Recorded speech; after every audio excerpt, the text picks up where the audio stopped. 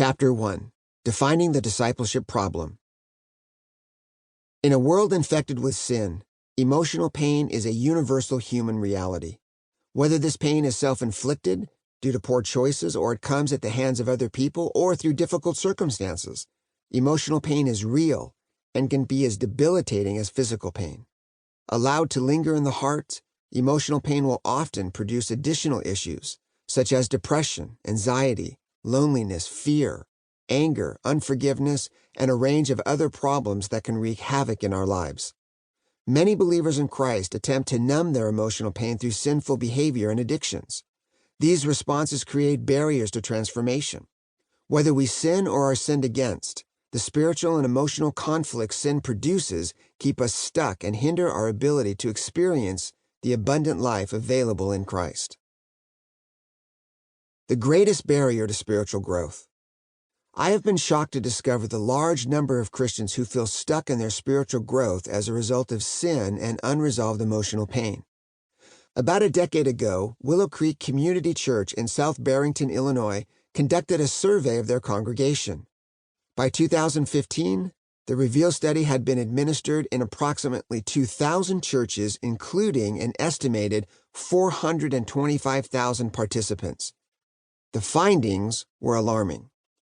Of the people surveyed, 16% described the condition of their spiritual lives as stalled or unsatisfying.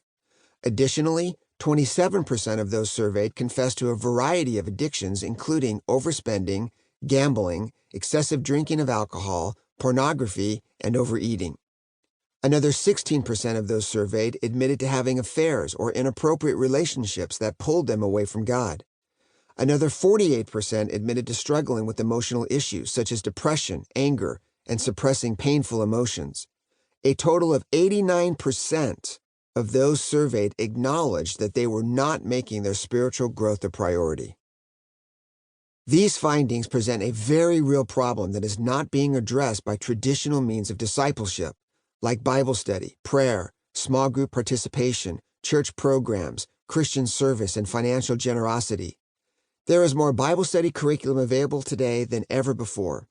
More books pertaining to spiritual formation and growth, more biblical teaching available on Facebook Live, Vimeo, and YouTube, and an ever-increasing number of excellent Christian podcasts.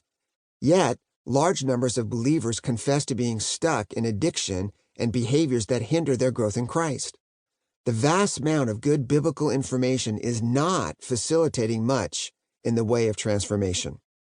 To put it simply, the great barrier to spiritual growth among many Christians living in North America is due to unresolved emotional pain.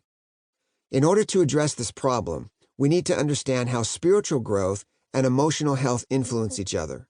We need a more holistic and biblical understanding of the heart, one's inner being composed of thought, emotion, and will, to discover how unresolved emotional pain contributes to the spiritual and emotional conflicts that hinder the transformation process. Until we develop a more wholehearted approach to discipleship, we will continue to perpetuate the problem. Maybe you're aware of a gap between where you are and where you think you should be in your life as a Christian. I've been a Christian for over 40 years and a pastor for 27 years.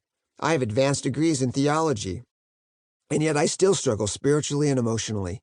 I can assure you that these problems in my life are not due to a lack of biblical knowledge, spiritual growth practices, or a desire to be a godly man. As with so many of us, the barrier to my growth in Christ is unresolved emotional pain.